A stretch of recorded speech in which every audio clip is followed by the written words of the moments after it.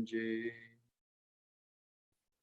Majurando Namkadanyam Besimjan Tamje Namdul Tenji Deval Anameta Yamba Bazo Sanji Jingovan Burchela Chine Jangu Bresha Echedu Tewa Chimbi Shunlu Jazi Chimbo Shivala Teni Jizebe Chanju Simbi Chobalan Juba Teni Sushindu Sene Nyamsulang Juan Samba Chanju Chodu Tujabadan Chit the Sense House. So as all the time before we begin actual meritorious activity of teaching and listening Dharma, so we need to have a right intention, and in order to have that, we need to generate bodhicitta thinking that begins from the one's dearest, how we wish to protect and help and support and free them from the difficulties, and the similar and the same sense, and try to spread it out equals to this space, that however the sentient beings are exist there, in order to free them from result and cost of samsara, which is karma and afflictive emotions, and then to lead them to complete enlightenment, no matter, regardless. And this is something I should try and I should do. For that purpose, I'm going to listening this Dharma teaching, the Mahayana scripture composed by Shantideva. The title is Way of Bodhisattva's Life. And this way of Bodhisattva's life, what do we call and then, put into practice whatsoever one's understand the teaching or the method that which we need every day to deal with all those difficulties as well as those emotions. And then beside that, the manner or the conduct while listening the Dharma teaching should be the listen carefully in an excellent way and then try to hold it. And with this preparation, then now begins the actual teaching, which is the way of Bodhisattva's life, which has 10 chapters and mainly 4 themes. And the first is to why and how to generate and how to have this Bodhisattva's vow within oneself. And then the second theme is to how to not to let transgress this and how to maintain properly. And then the third theme is how to further one could develop or improve until what destiny that one must develop this bodhicitta. And then the fourth one is dedicating the merit out of these activities.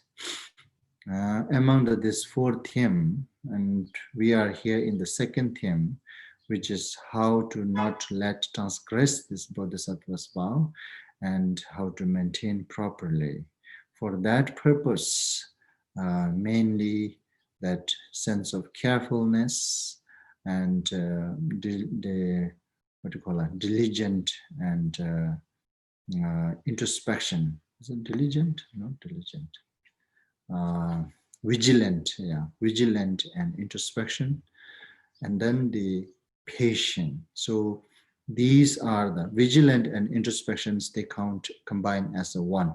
So these are the 3 main things that needed in order to not to let transgress the bodhisattva's vow and then to maintain properly.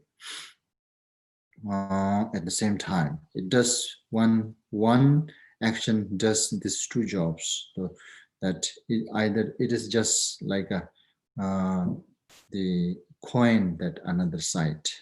The when you are not transgressing, that means you are maintaining properly. When you are maintaining properly, that means not transgressing. So it is either way we can say it. And then the third one, the patient. We need this patient to not to in order to maintain properly this bodhisattva's vow.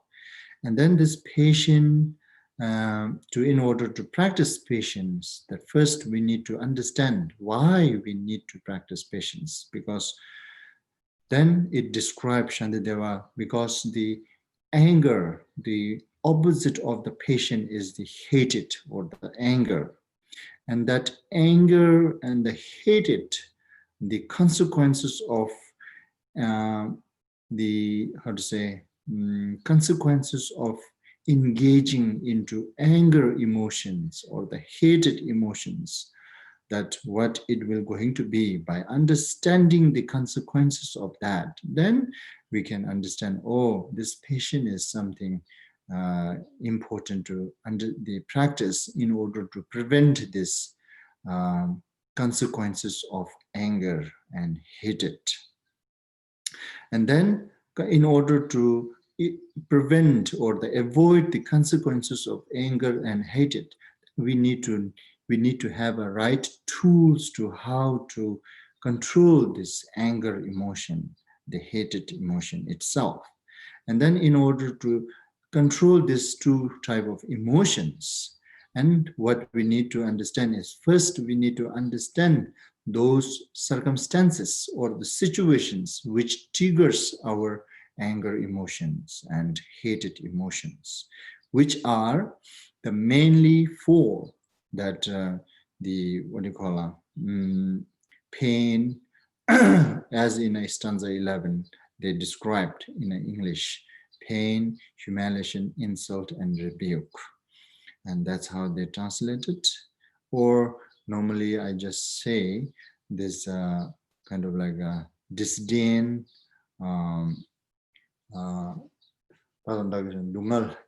suffering, and disdain, harsh word, and then the hearing the unpleasant news, or unpleasant, hearing the unpleasant word. And these are the four circumstances. Either they translate it in this book, in English, the pain, humiliation, insult, and rebuke, right?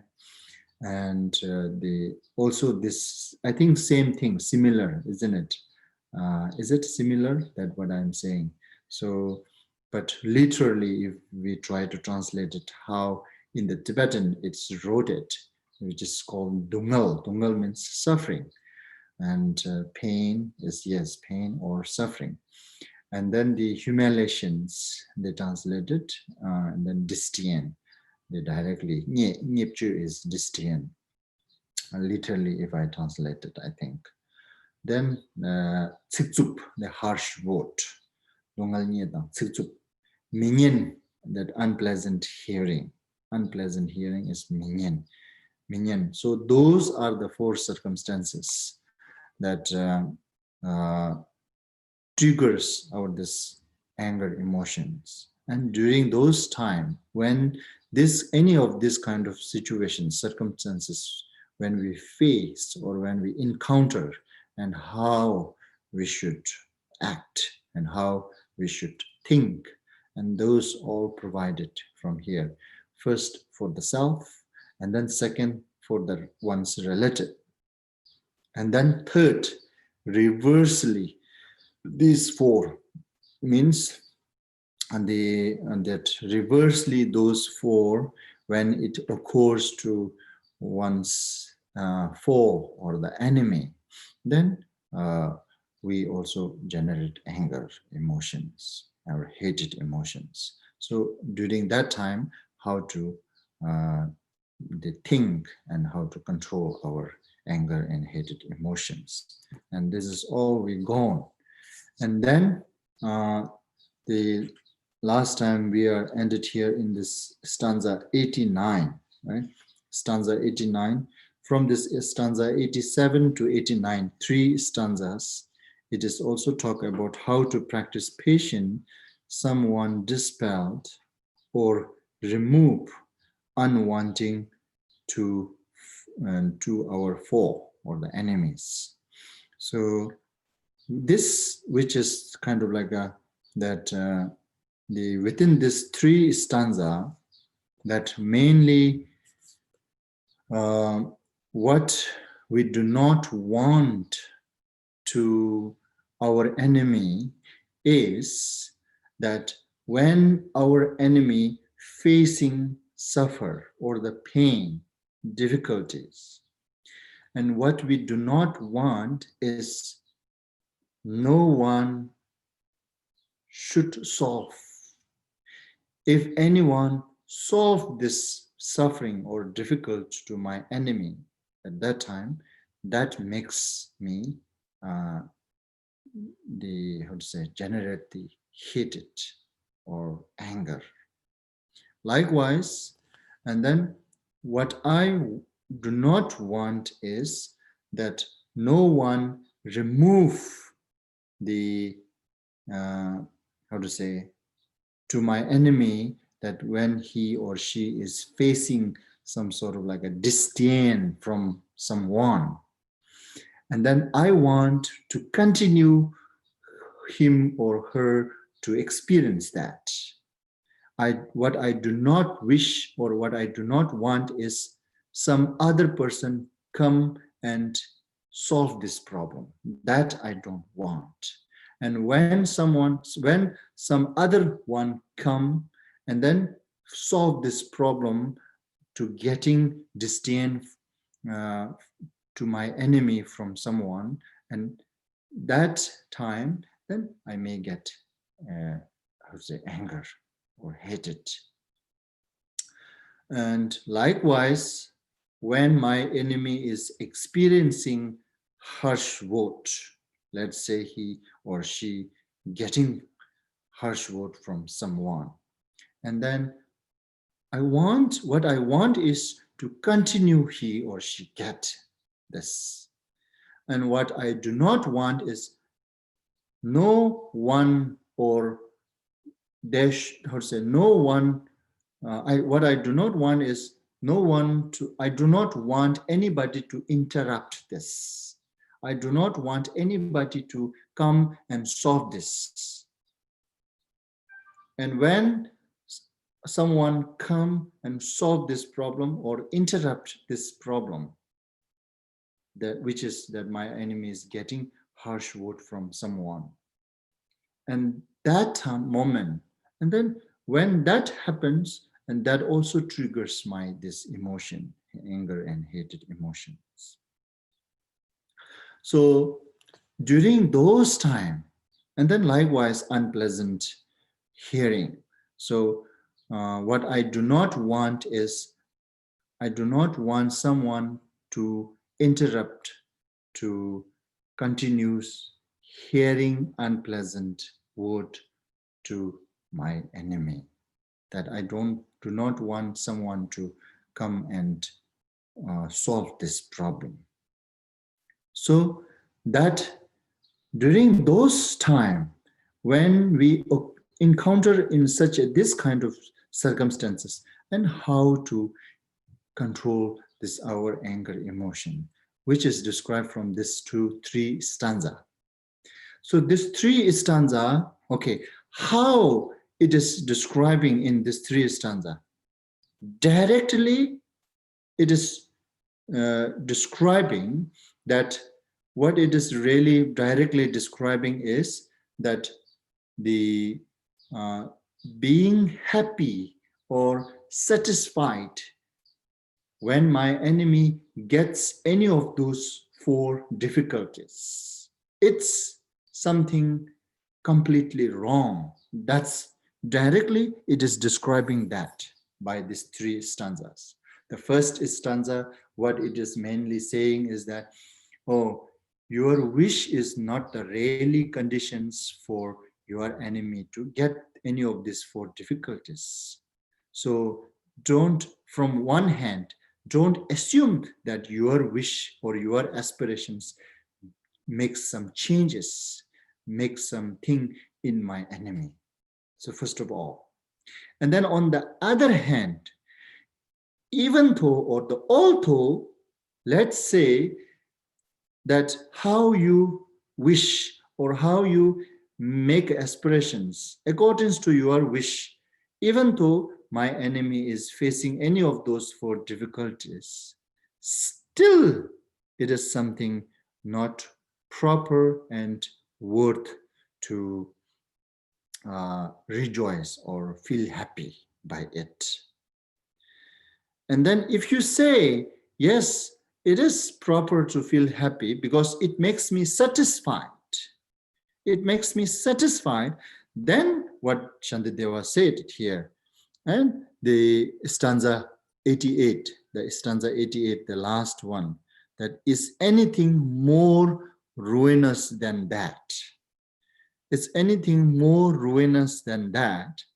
Why, when we feel satisfied and happy during those circumstances, why it has become so kind of like a ruins? Why it has become so ruins, or why it has become so bad?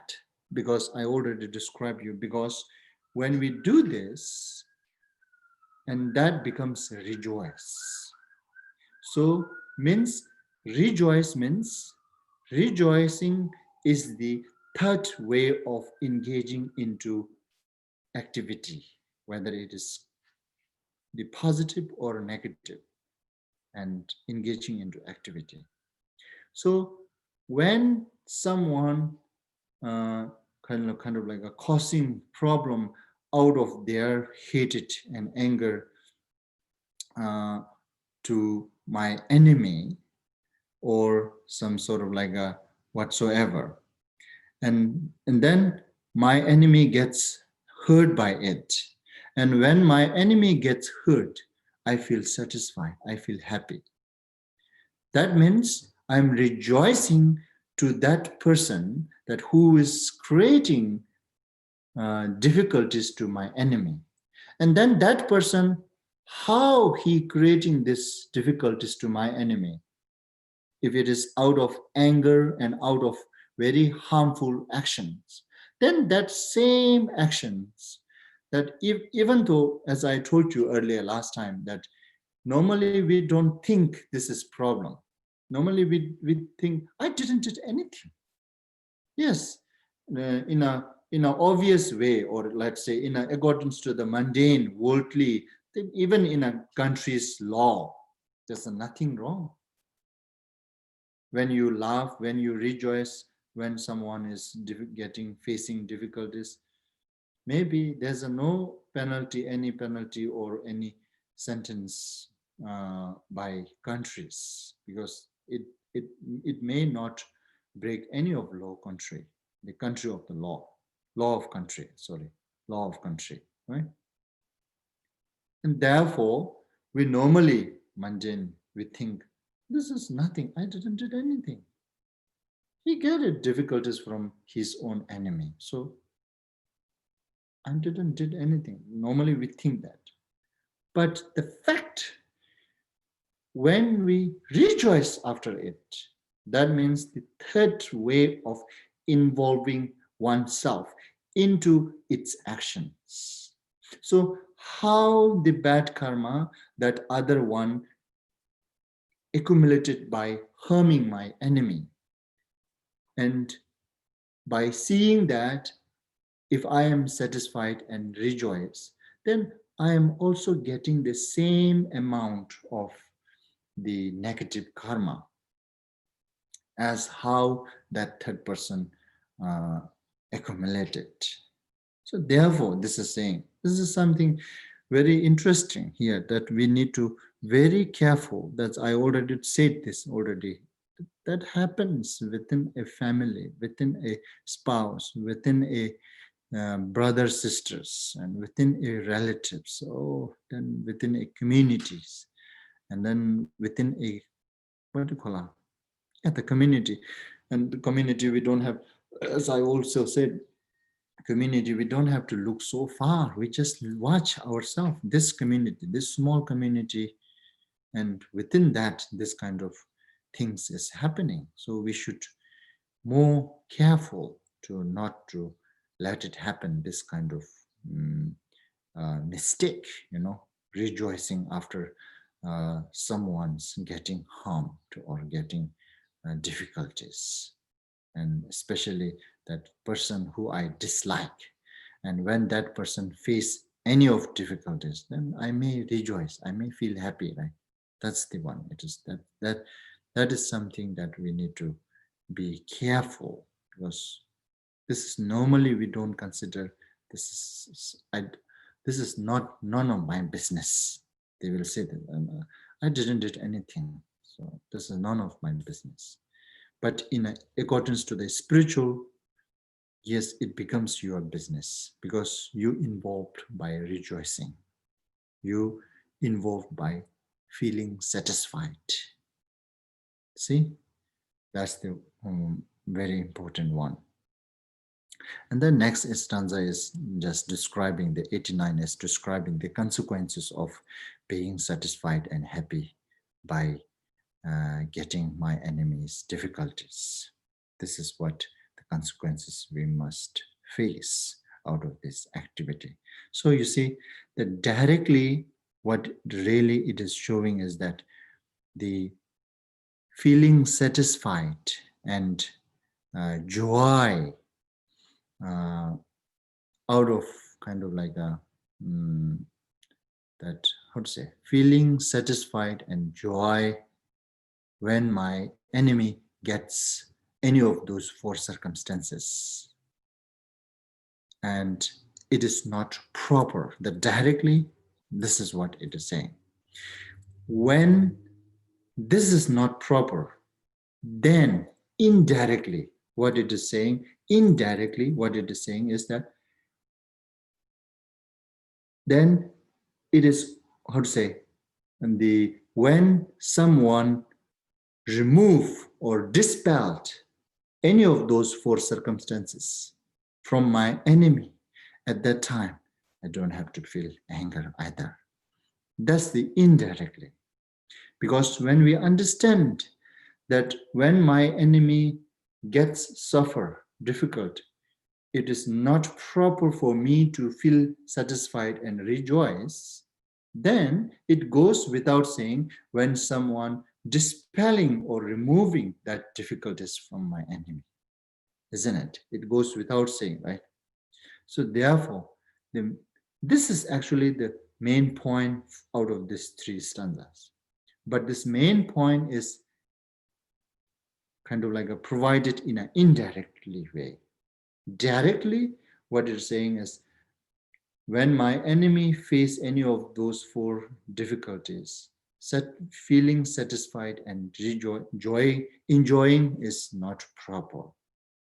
That's directly. Okay.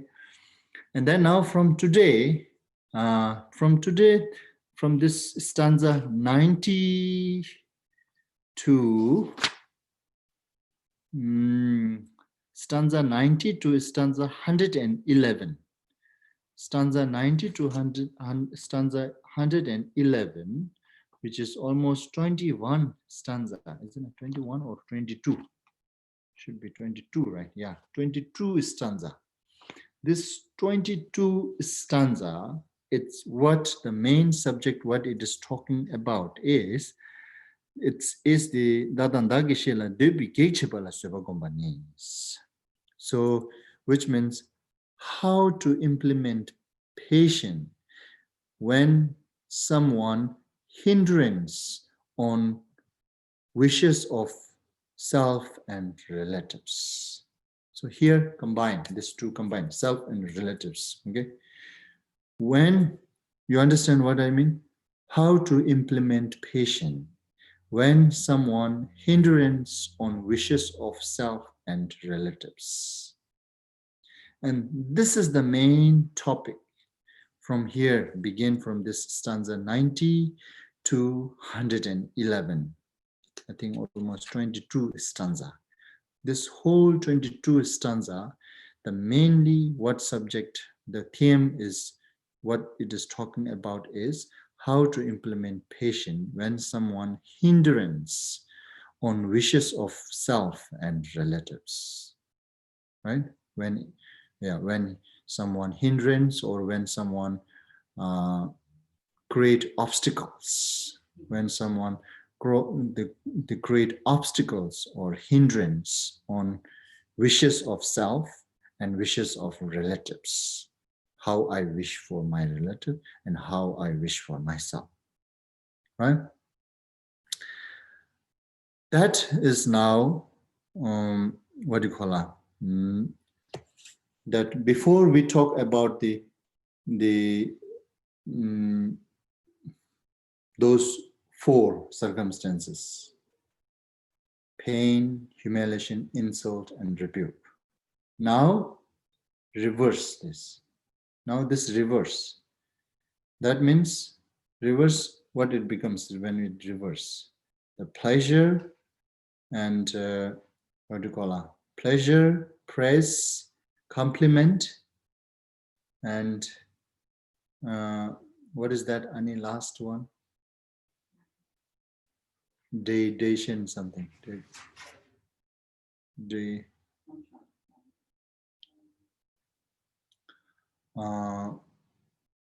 Anyway, so the last one is the pleasant hearing, and the pleasant hearing.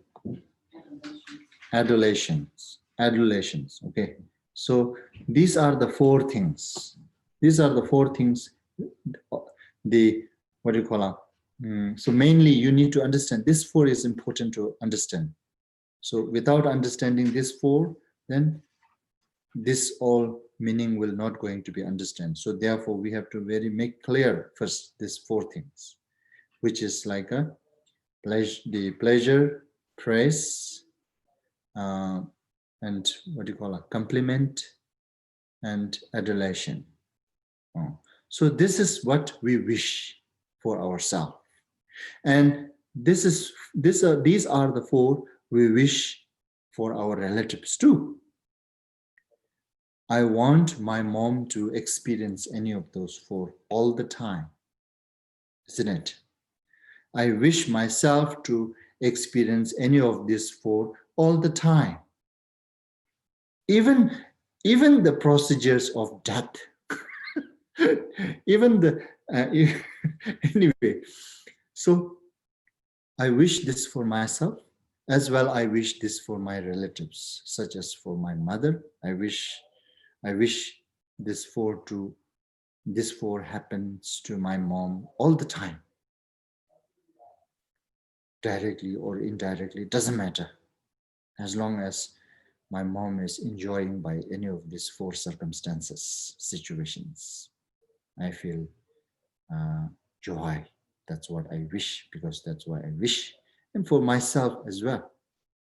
And then starting from my mother's, and maybe I also wish for, may I wish also for my sisters, my brothers, and my spouse, and my boyfriend, my girlfriend, and the person who I like normally. In short, the person who I like.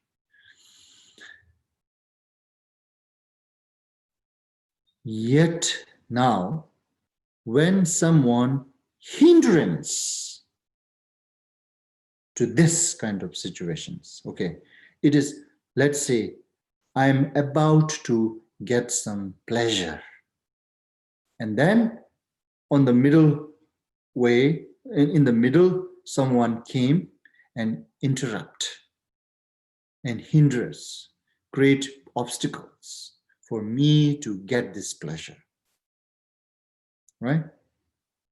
And then we get anger, isn't it? Likewise, praise.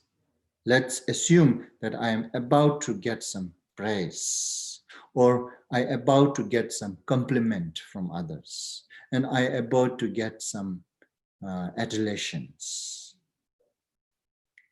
And then in the middle, if someone come and hindrance this to happens to me, then at that moment, I generate anger. I generate anger emotion, right? Likewise,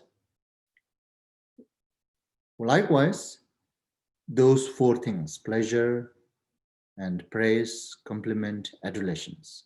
When any of those about to happen to my mom, and then in the middle someone came, hindrance, create obstacles to not to let it happen to my mom. And if I knew this, then I will get anger at that moment, isn't it? So this is what it is saying.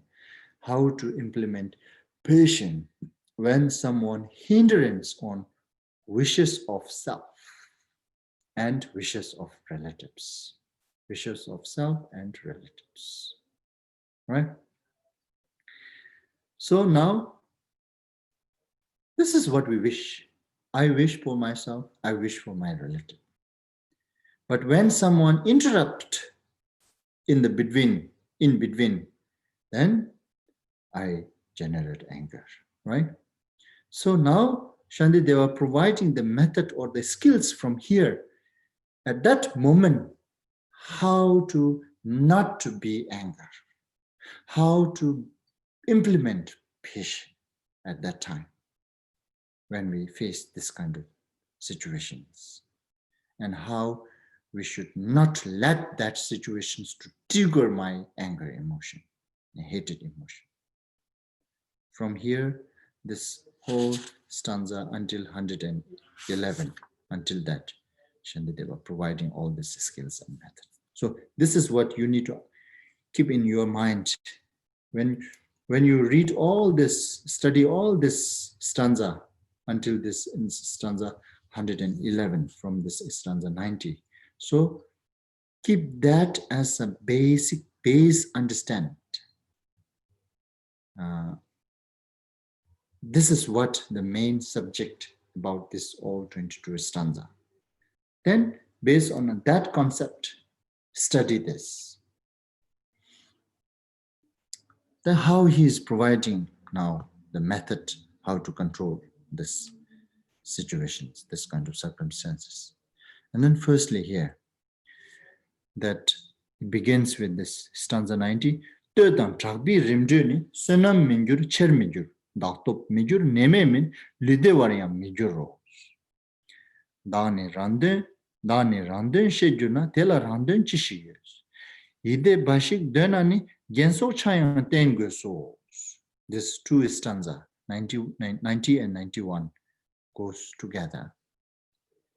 Provide the one method or one skills how to think and control anger emotion at that moment, at that circumstances. So here how they translate it: veneration, praised, and fame. Right? Veneration or praise or fame, any of this serve not to increase merit or my span of life. Span of life, what is that? Length of life.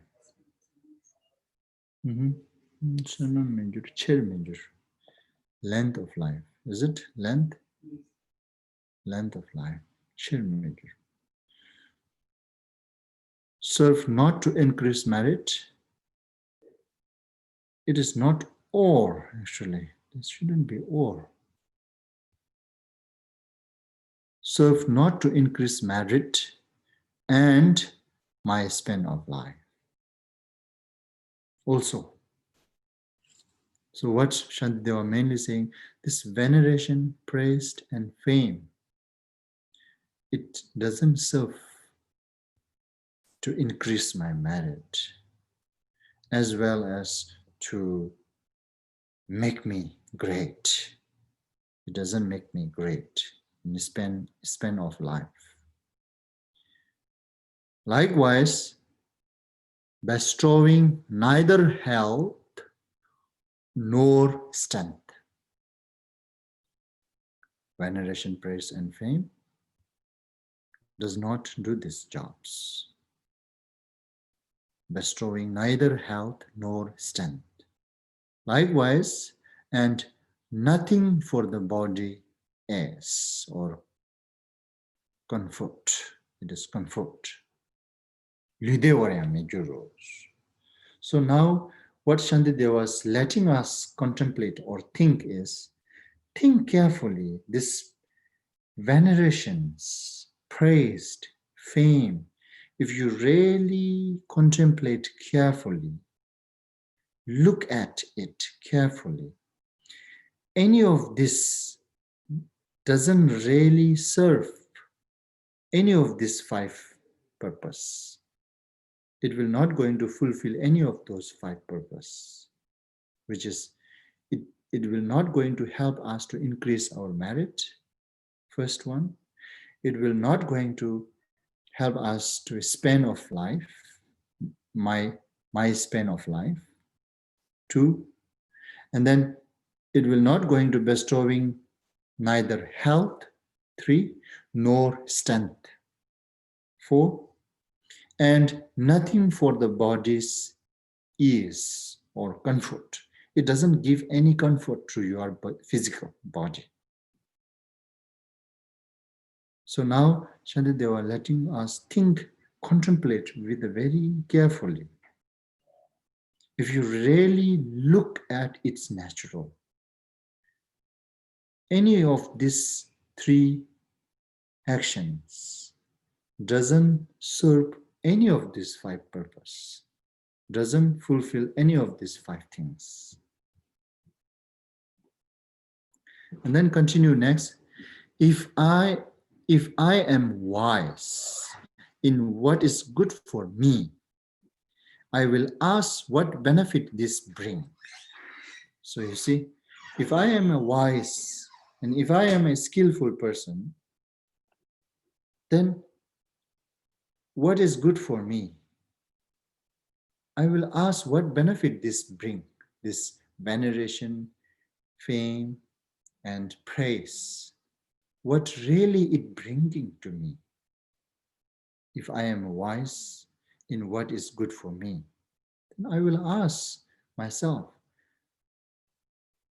what this veneration, praise, and fame will benefit and this bring to me. And then, for if it's entertainment I desire, if you say so, this is something, yeah, this is really true, we say, right? It makes me happy. When I get veneration from others, I feel myself happy. We will say that, right? Likewise, when I get praise from others, I feel happy mentally. Now, this is physically, yes, there's nothing to do with this. These things maybe doesn't make any physical difference, right? It doesn't makes you good health. It doesn't make you stronger. It doesn't help you to increase your merit. No. It actually decreases. The fact it will help you to decrease your merit.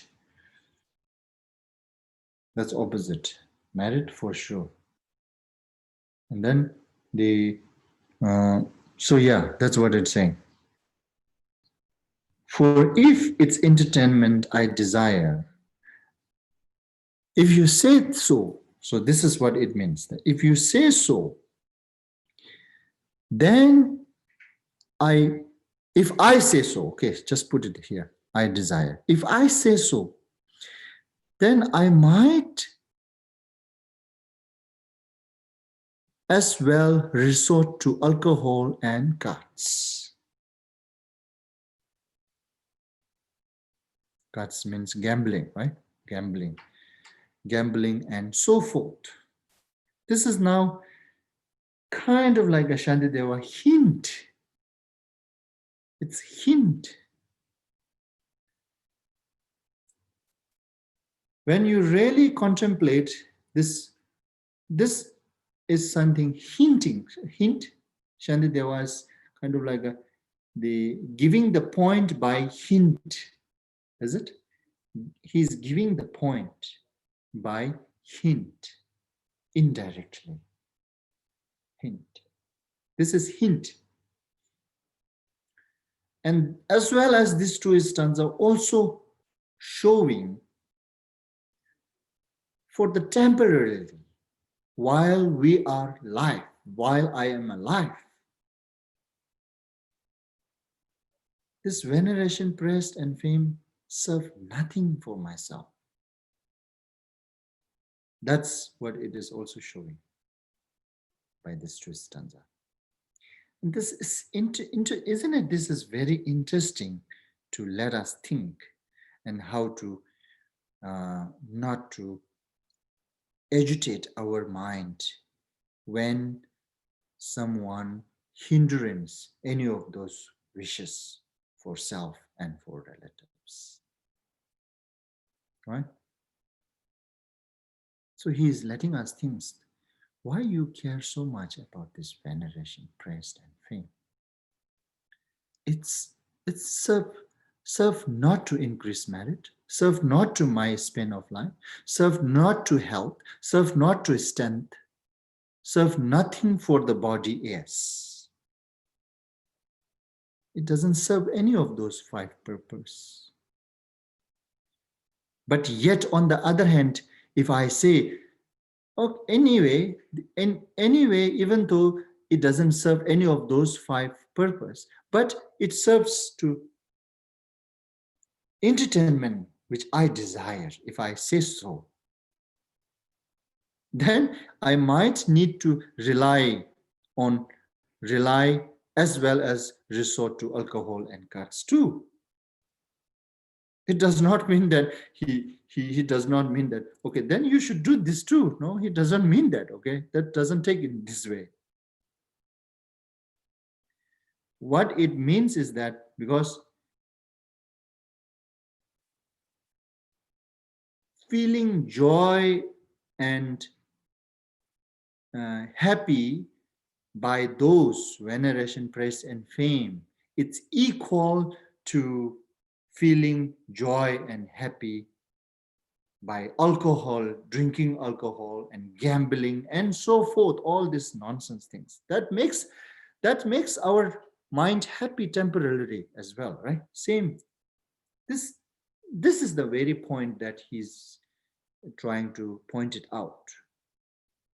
If you say veneration, praise, and fame makes me happy for the temporarily, that's why I want, then you might need to rely on alcohol too. You might need to rely on gambling too. You might need to rely on sexual misconduct too. You might need to rely on, what to say now?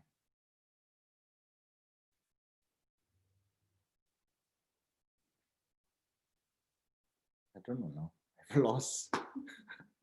Yeah, so those which brings temporarily happy. Any of the those which brings temporarily happy. But this alcohol and gambling, even from the worldly point, they don't consider as the right things to do, right? Therefore, Shantideva was saying. So therefore, what Shantideva means is, and feeling happy and joy and satisfied by this veneration, praise, and fame, it's equal to joy by alcohol and gambling and so forth. These are not big different. That's what Shantideva was trying to make it out here. At the same time, indirectly, what Shantideva also want us to understand, it doesn't help for this temporary life. While I am alive, veneration doesn't do anything to my survive. My praise doesn't do anything. Fame doesn't do anything either.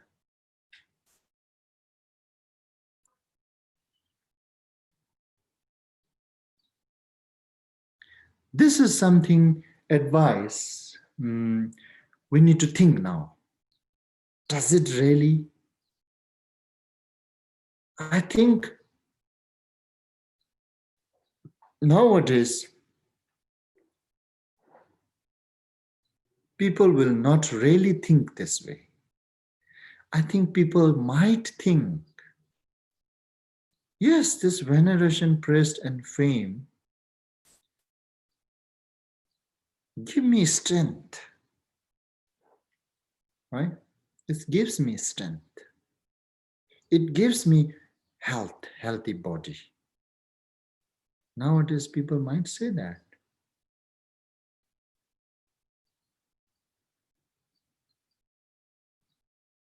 And this idea,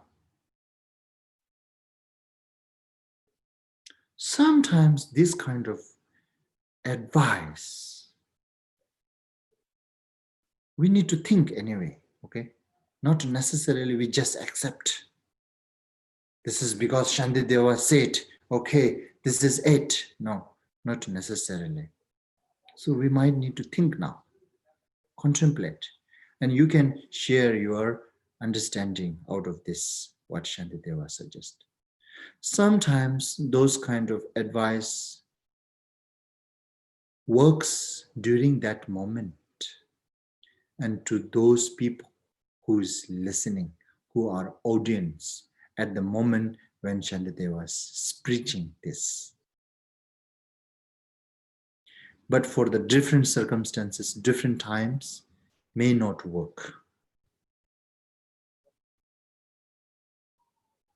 For the different people, may not work this idea. Anyway, so give me your thought later. You can give me your thought about this advice. What I feel myself is also, there's a little bit of scapegoat this advice, about this advice. For instance, I may say, yes, veneration, praise, and fame serve me to have a good health.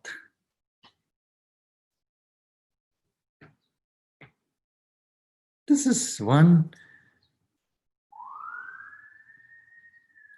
here nowadays. I think in a Western that they're doing this.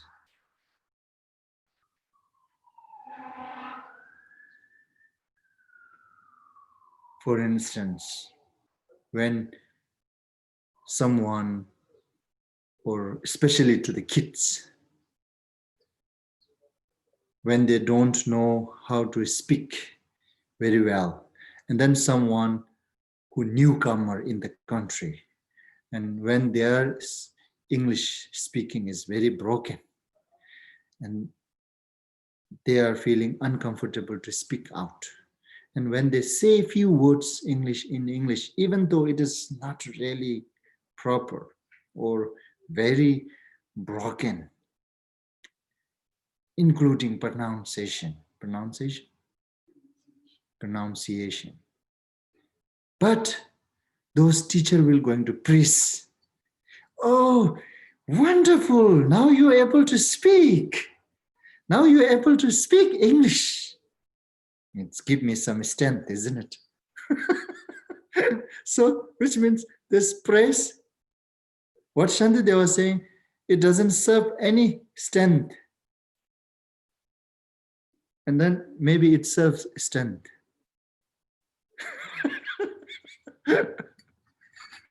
In this way, you see, tricky. That's why I'm saying it's not necessary 100%.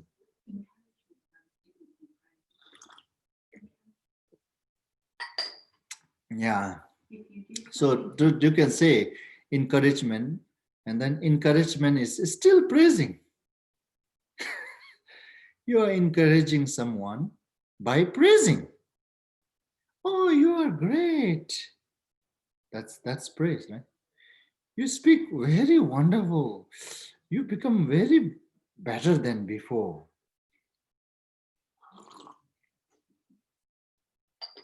That praise, right? Yeah.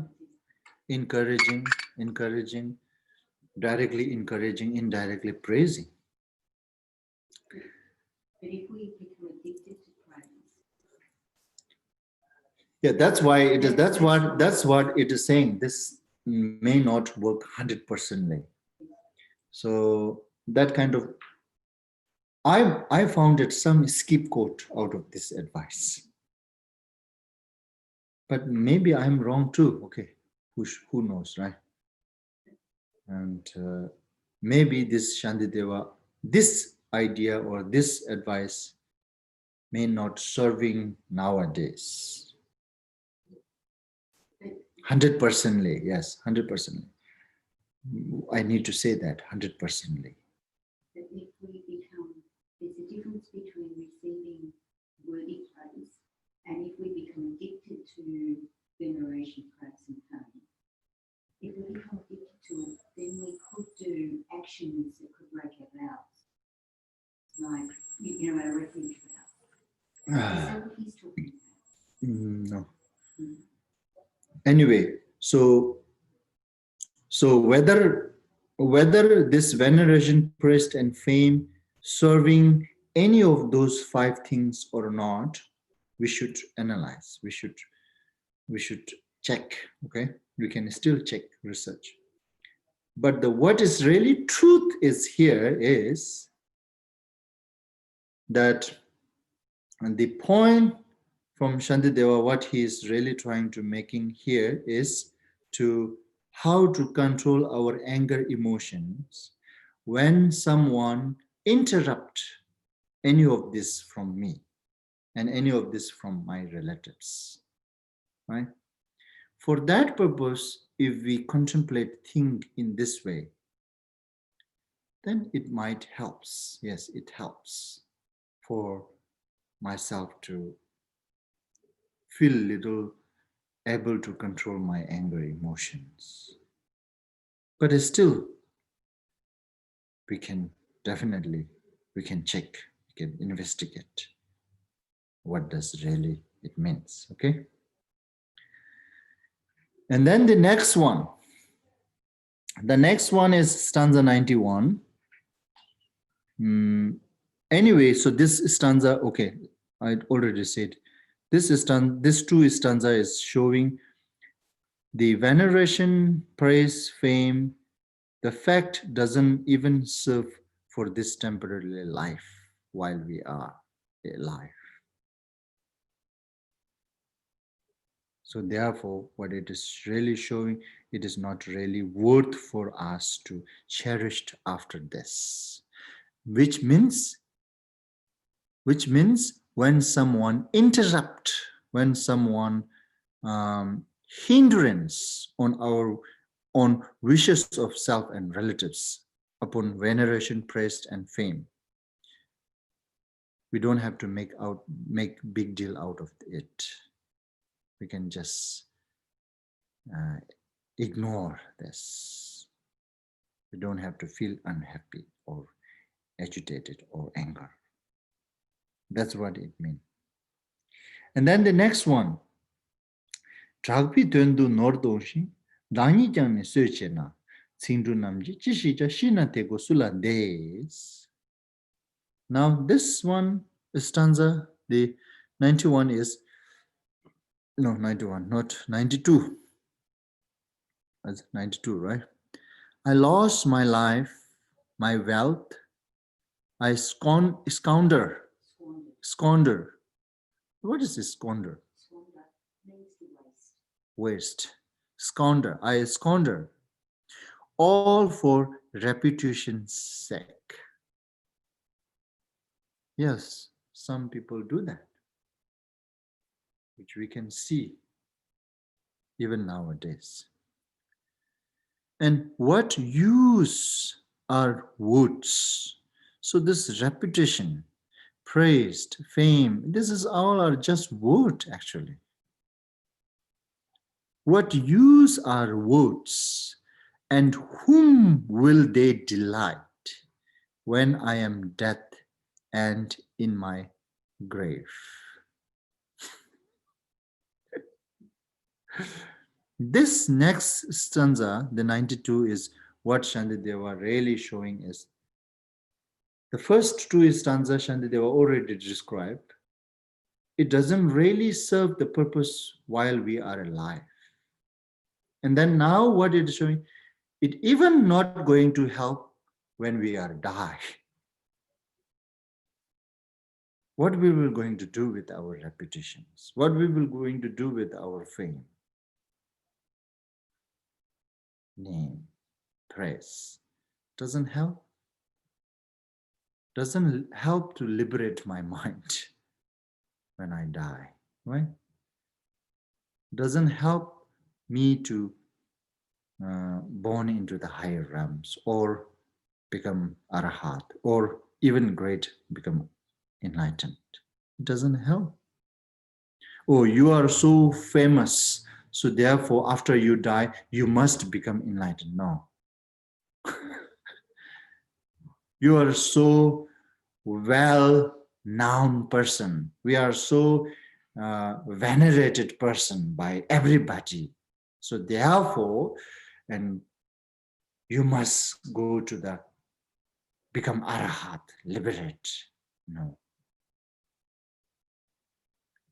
And likewise, you are so venerated person, famed person. You have a very good reputation. So therefore, you should be born again, human or God. No. Doesn't make this.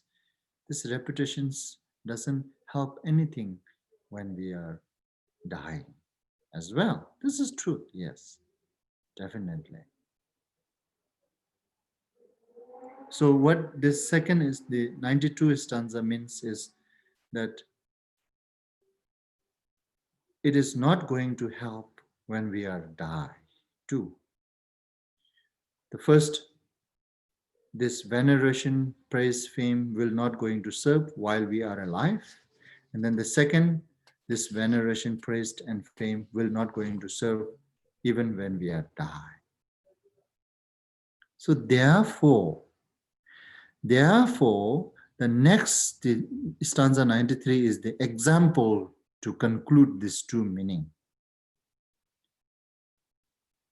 What it is saying, Chemi Kangbu Dibgyurna, Chiba Namni Gachengo, Deshin Tedang Tanyamna, Rangisimni Chibashin. The children cannot help crying when their sand castle come crumbling down. My mind is so like them when praise and reputations start to fail. This is concluding the first two part. Means that as we describe, those venerations, praise and fame, reputations, it's not serving while we are alive, and it is not beneficial or potential or helping, supporting, serving when we are dying too. So it doesn't serve either we are alive at the moment or when we are die.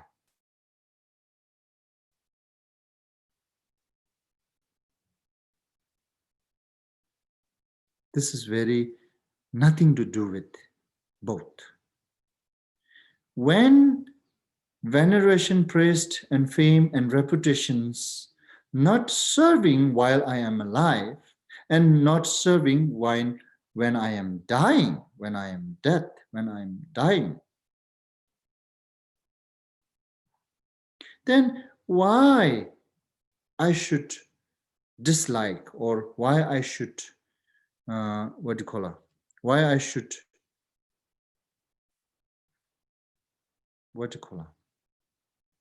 feel bad, right? Why I should feel bad, why I should make them so important, and why I should feel unhappy when I lost them.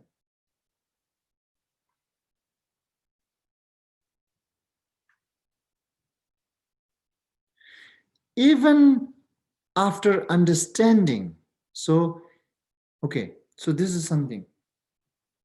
So even understanding these are not really helpful while I am alive as well as when I am dying.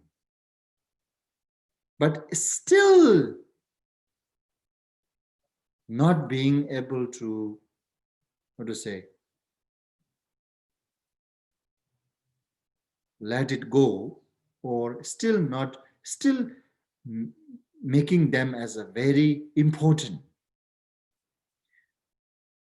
If you make that, then you really becomes like this.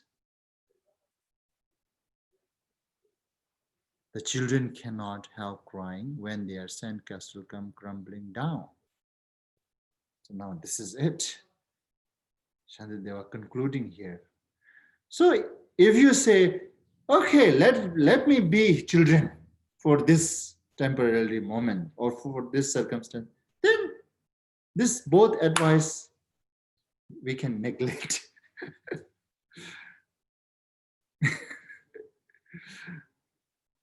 Okay, then you can be children. Then you cry when this sandcastle crumble down. But when the sandcastle crumbling down, and then yes, children are crying, that we can see still today's, not only during this 1,000 years before. Today's children does same job. Even we developed so much world and everything, but the children still does this job. There's no developed for children.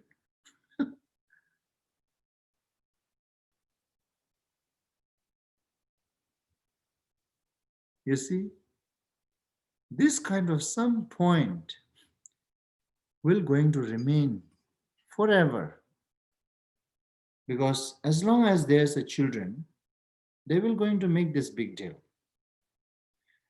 Likewise, as well as being in a samsara, they will going to make big deal out of those fame, reputation, praise and venerations. The fact, what Shantideva was saying is, the fact those gentlemen who is making those reputations, venerations, praise are so important. The fact it's like a children. They are children. That's what Shantideva was saying. And then if you say, okay, if that's the case, let me be children, then that's up to you. then he is going to, he will walk away. He will not going to say anything.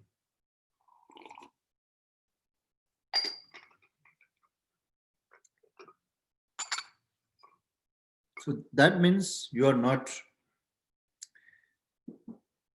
being, that means I am not being rational. I'm not being honest. I'm not being reality. I'm not working with the fact. I'm just trying to making something which is impossible to possible, right? Then who else can help me? Nobody. Anyway, so conclude this 2 point by this example. So we should think in this way. So we should grow ourselves, not to stay in a children stage all the time. We must grow. Means when I lose veneration, reputation, fame, not make big deal out of it. It is not worth to make big deal out of it. That's now how that becomes, you see, how to implement patience when someone hindrance on wishes of self and relatives. Is it? Okay. And until now here, it's a 2 skill or 2 method provided how to control this anger emotions when someone hindrance my wishes and relatives, wishes of the relatives. And then now from here, another skill or another methods. Reshik dala semechir dala tosem yomisi dala shenga shetapa deni gavi gyuin tangs. Shenam yana dala rum shenga dala chishikpen gade deni denichi dagi tele shemi tok. Dedewai dadena kunlang deshin jaguna chitar shenla gawai devargyuna damide. Deve dani tödoshi rangi gawa kijurwa deyang tedar mitepe chibichoba konar says. Those another 4 stanza from 94, 95, 96 and 97.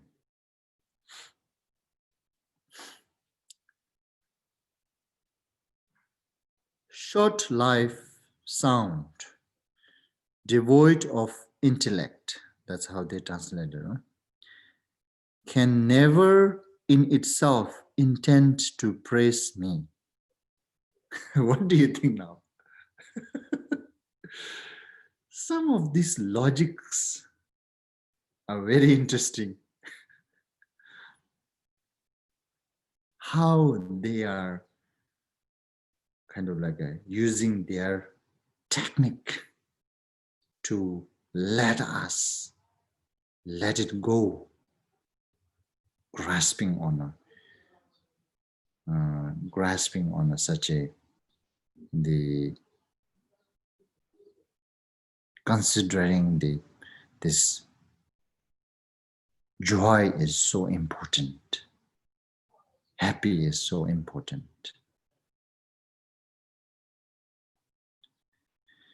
You know what we need to understand at the same time. When we able to let it go, this joy is so important.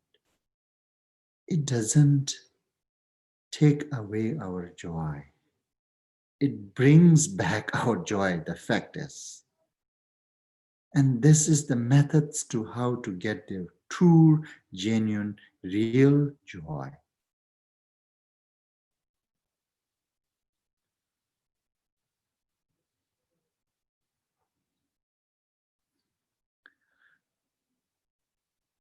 Anyway, so the short life sound, devoid of intellect, can never in itself intend to praise me. Yes, absolutely. I say that it's the joy that others take in me. It's this that is the cause of my delight. If I say so, this is again now here. If I say so, but what is it to me if others take delight in someone else or even in myself? Their pleasures, theirs, and theirs alone. Not part of it is felt by me. This is one thing. The first, this stanza 94. So the vote or the sound or the vote, the noise, right?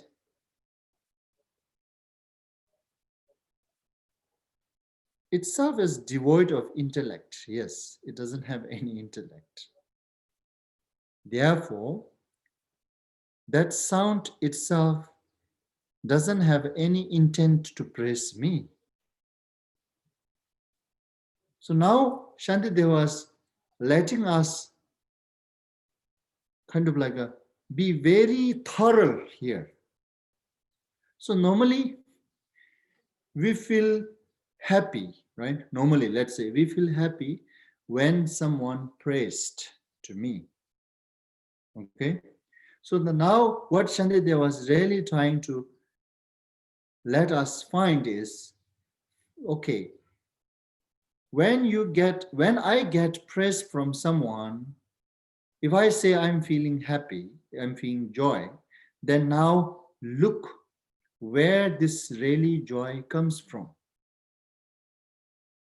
Whether this joy comes from the word of the praise or whether this joy comes from the other's joy.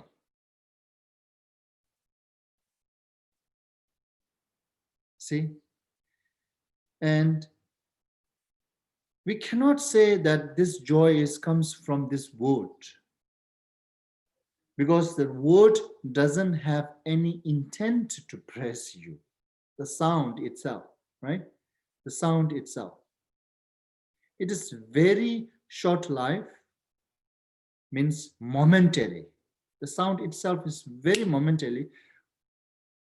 Once I say, that's what I say here, look. Once I say, it's disappear. It's very momentary, short life, right? Very momentarily.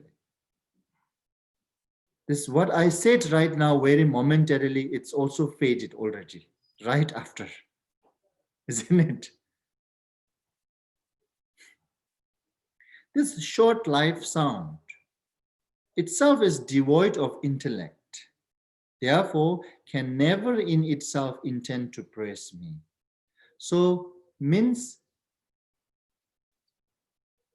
it's not really rational to say this wood makes me happy.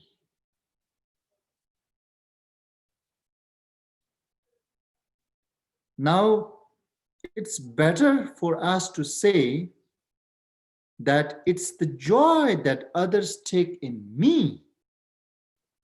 It's this that is the cause of my delight. Because when someone praising on my quality, that someone feel joy, delight, right? Therefore, that joy, delight makes me delight and joy. That's better than saying this sound makes me joy. Because this sound of the praise is coming from that person.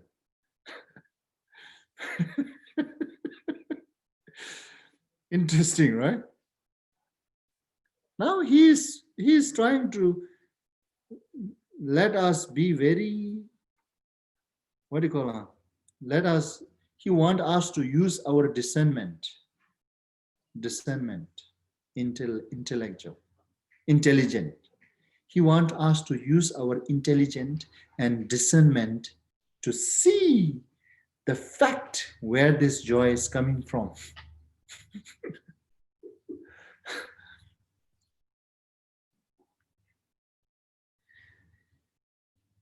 So if I say this is because other takes delight in me, therefore I'm feeling delight.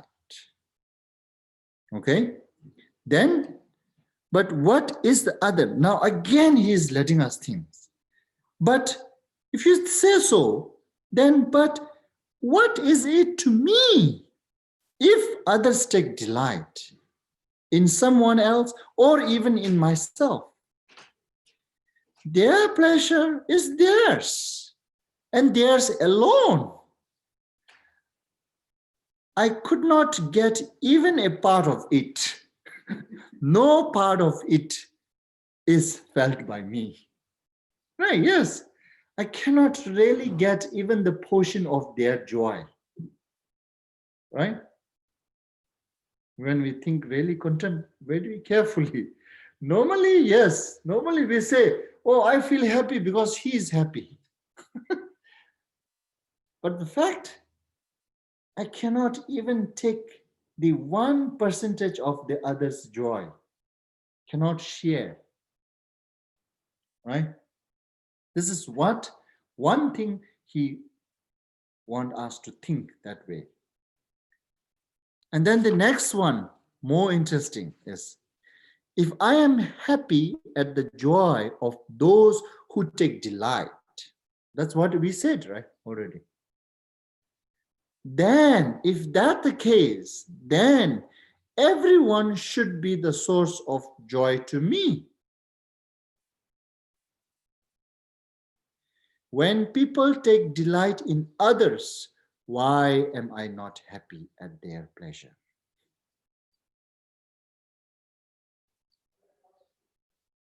So indirectly, what I could say here, if I am able to do this, then it's okay.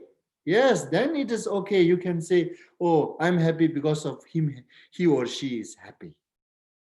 If you're able to do this with the regardless of beings, regardless of color, regardless of what do you call it, background, regardless of class, regardless of personality, yeah, right? Regardless of personality, regardless of classes, regardless of color, regardless of, if you're able to do this, then yes, it is okay. Then you enjoy by, then you feel happy by others happy. That's okay then. Shantideva was not trying to object to that one. But what he is really trying to object is, when people take delight in others, why am I not happy at their pleasure? If you're able to take this, then it's okay. When you're unable to take this, you are only being happy when someone praising at, okay, I am only being happy when someone taking delight on me only. And then that's biased. Then that's not really you are kind of like a,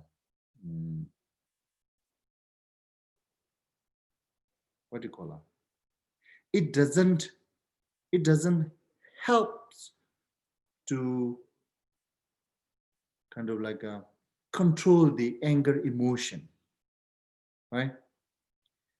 This is something antidote, the skills or the method why Shantideva was providing is to purpose, is to thinking in this way, is to letting us able to control our anger emotion.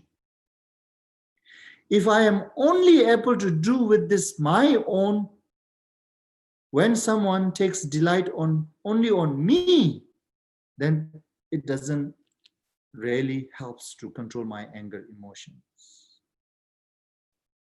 When kind of like a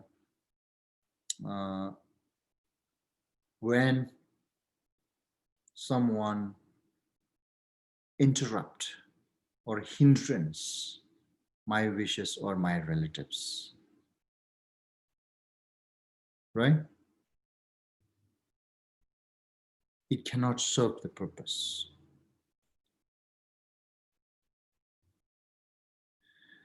Then if I am failed or unable to feel happy, even someone's take delight to others, then this is stanza, next one. The satisfaction that is mine from thinking I am being praised is unacceptable to common sense and nothing but the antics of silly child. Same. If I am able to delight myself on any others, when someone takes delight on any others, if I'm able to make myself happy, then no problem. That's no problem. That's not objection.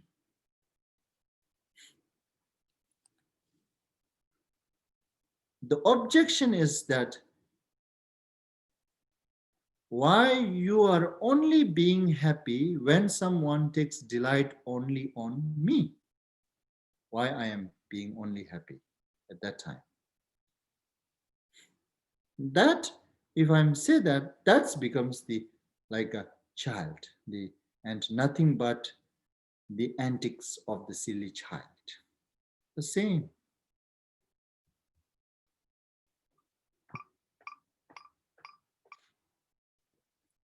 So this is the third skill or the method to how to kind of like a control our my anger emotions when someone hinders my wishes or my relatives. Not only being my. So, how to say, being my is like becoming a antic of silly child. So that means Shantideva want us to grow up. Don't make this so a big deal. Do you understand this? This is a little tricky, huh? This is fun. Yes, it is fun. It is fun. And thus, therefore, itself is using this antics. This is antics, right? It is fun. Antics itself is antics. So he's letting us think this antics, and then to control our anger emotion. That's the one thing. And then the next one, stanza 98. Teso dani yengwarshe teni kyoang jigbarshes. And then chado da pensum chokbang jigbarshes. Techirdagi. These are not so difficult to understand, I think. Techirdagi teso ni shikchir gangda nyerneba tedak dani ngensongdu tungwa sungchir shugmin nam. Dani cholwa tenyerla nyedam kurti chingmi gu gangda daching choljeba tela dani jidar cho.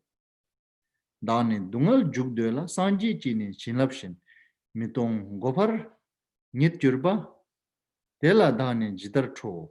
Teni sonam gekchechi tiang choar rigminde suchung katub yomina tela dani minesams. Those 5 stanza until 102.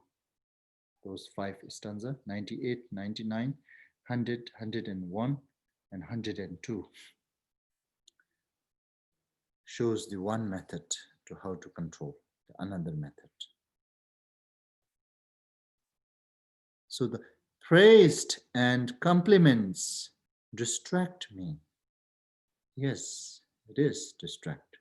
If you really think carefully, yes, praised and compliment makes distract. Sapping, what is that sapping? Taking away your resolve, Making you feel tired. Yes. Like leaking away. Yes, okay. Sapping my revulsion with samsara. Yes, this praise and compliment also does this job. It will going to sap my revulsion with samsara. It will going to sapping my revulsion in samsara.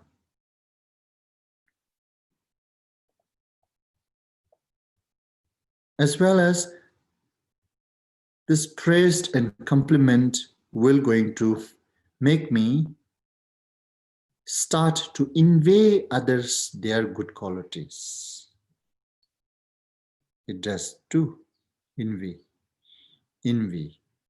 others their good qualities. And thus all excellent is ruined.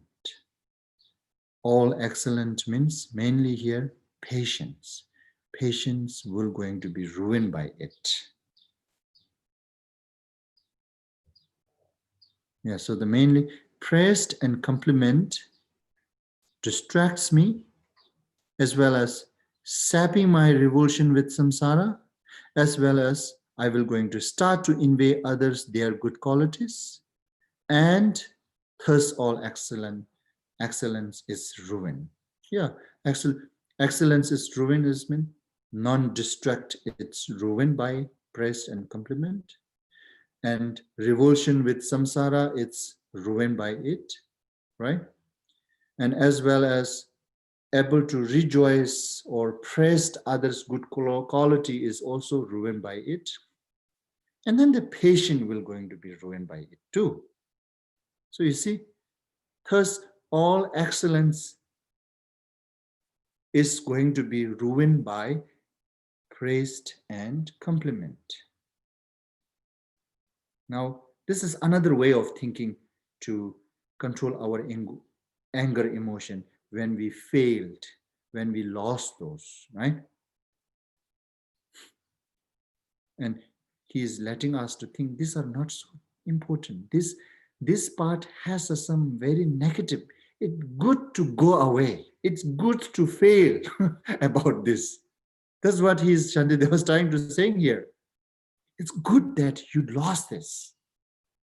You don't have to feel bad by losing your reputation and veneration, fame and praise. No. You need to feel good because now you are free from ruin all excellence, your quality. Isn't it interesting? Yeah. Very interesting. He is giving some very great, interesting technique to think and make it those less important. We don't think this normally, right? Praised, compliment, venerations, reputations, distract. We don't think that. It does. We can see easily, right? When someone says this, it kind of like it gives us some remember, right? It helps us to remember.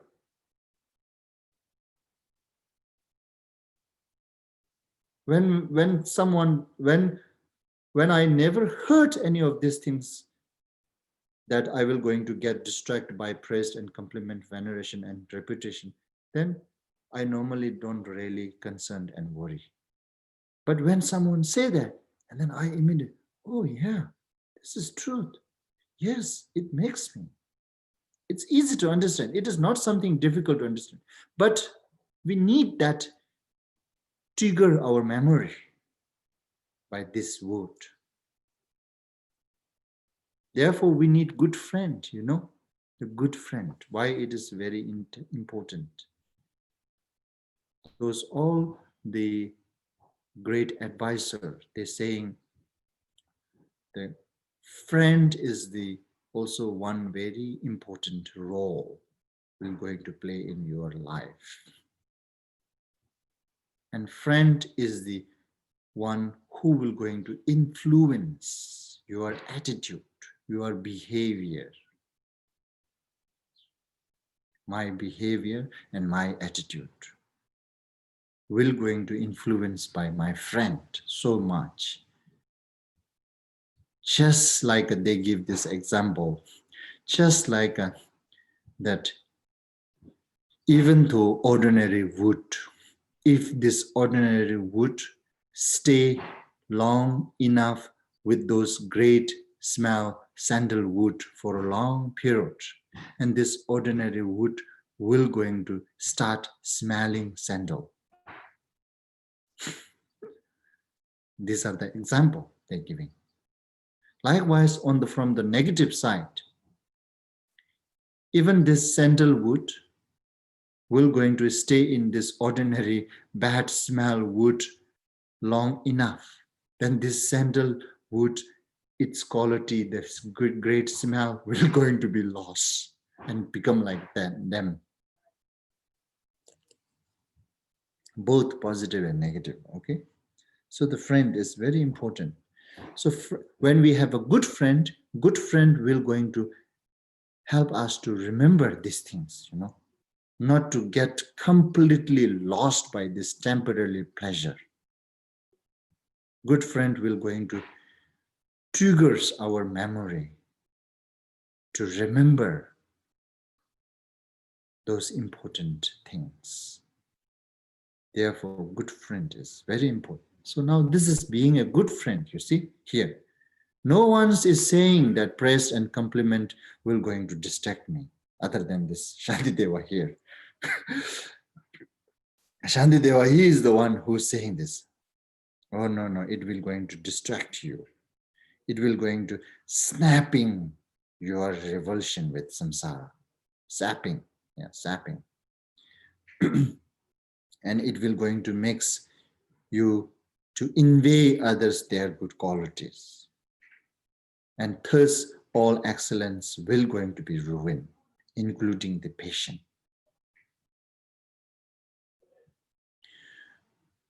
And those who stay close by me, then to damage my good name and cut me down to seized are size. Is it size or seized? Size. Down to size. What is size? Size is shape. And the wind is tall, small. Sized. Size. Are surely they're protecting me. They surely they're protecting me from falling into realms of grief.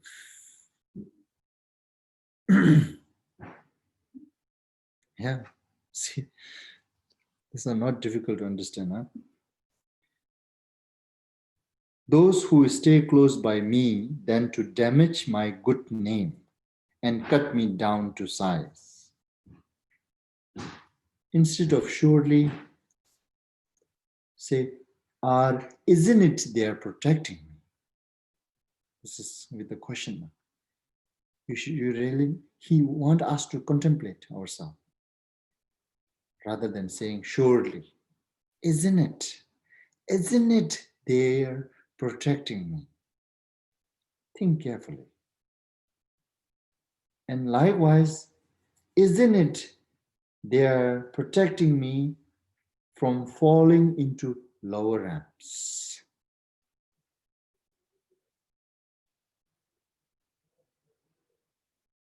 Who's taking my praise? Who is taking my compliment, right?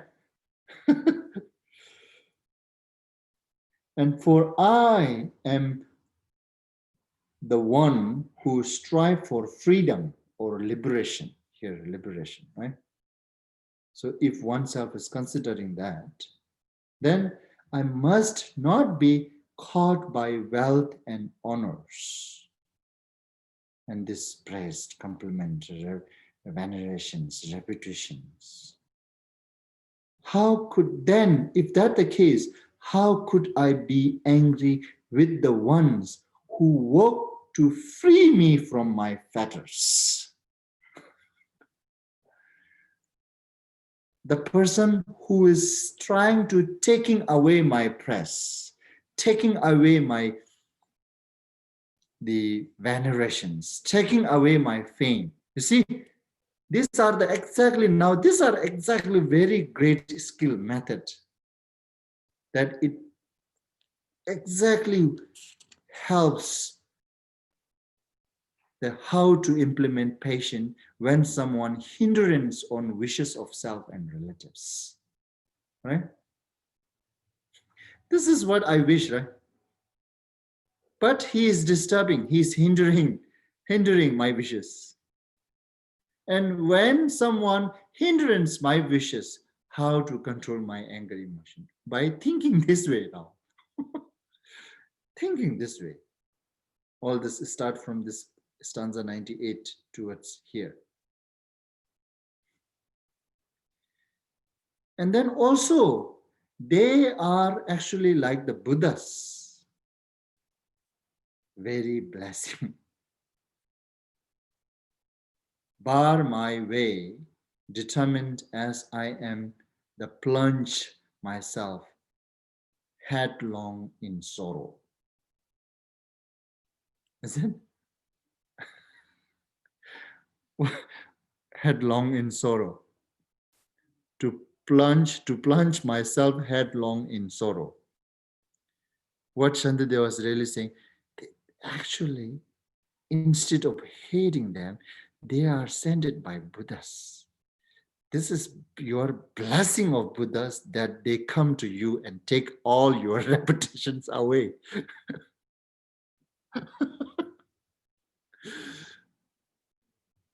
Because out of this, your veneration, praise, fame, and reputations, you are almost plunged headlong in sorrow.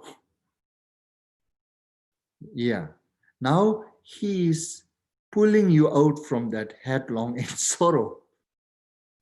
So how can I be angry with them?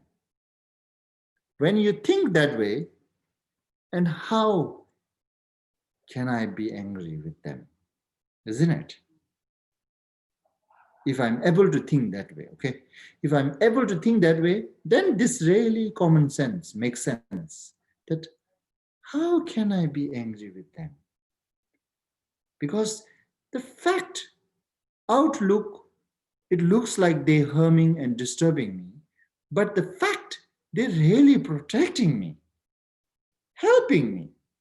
So how can I be angry with them? Isn't it?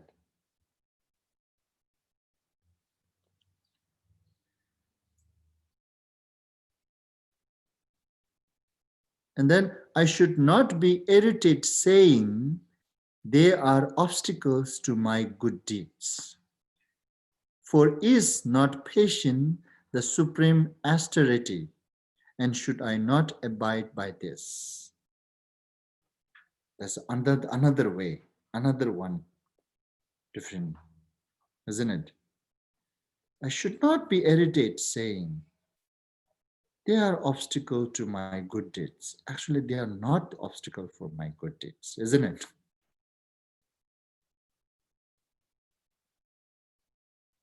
I need that type of person in order to practice patience. For is not patient this supreme austerity. How they translate. Anyway, so meaning is I will going to unable to practice patience without that type of person.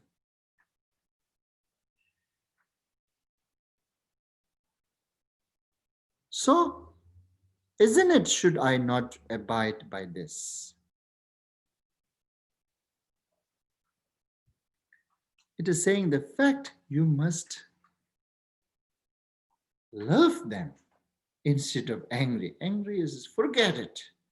You should love them because of them who is trying to take away all your reputation, veneration, praise, fame, are really helping you to practice patience.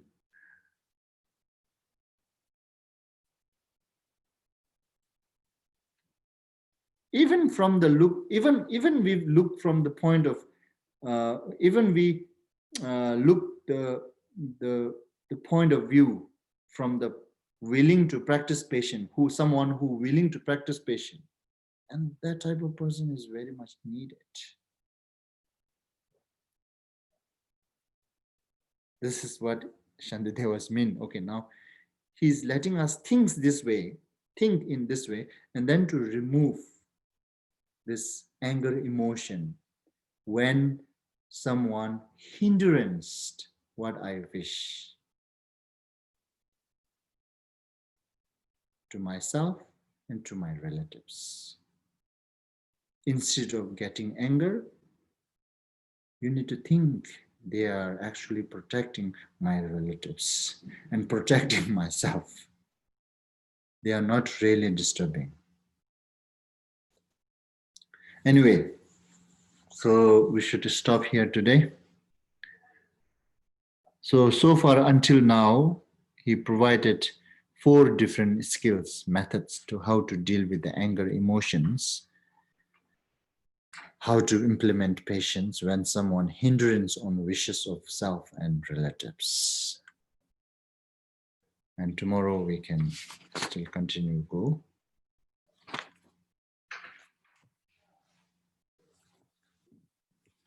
Okay, so actually the time is gone. It's exactly 1. But if anyone have a question, we can discuss a little bit.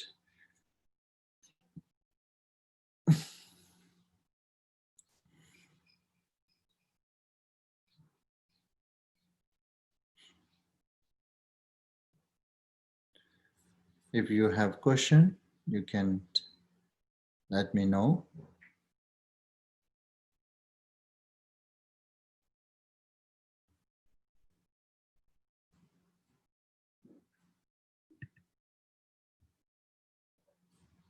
You can unmute yourself.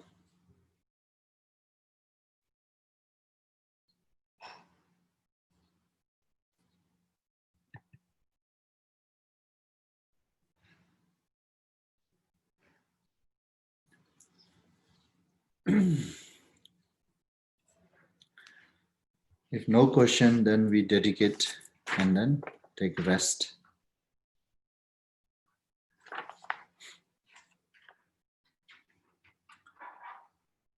No ngoi sunam de thamje zibani thomne ni bindra nam phamje ne shega nanji walan tubai sibin solendo ando varsho jambal pawe jidara kemba na kundo zambo de an de jende de da kunji jesu naloji Gewan de da tamje rabdo mo, Gewan de she okun, Sanam yeshe tsozo ne, Sanam yeshe le jonwe, Tamba kunyin to parasho, Sanje kusum nyebe chenlam dan, Chenye minjur dembe chenlam dan, Gendun meche dumbe chenlabji, Jidra ngoa melam, Dubarsho.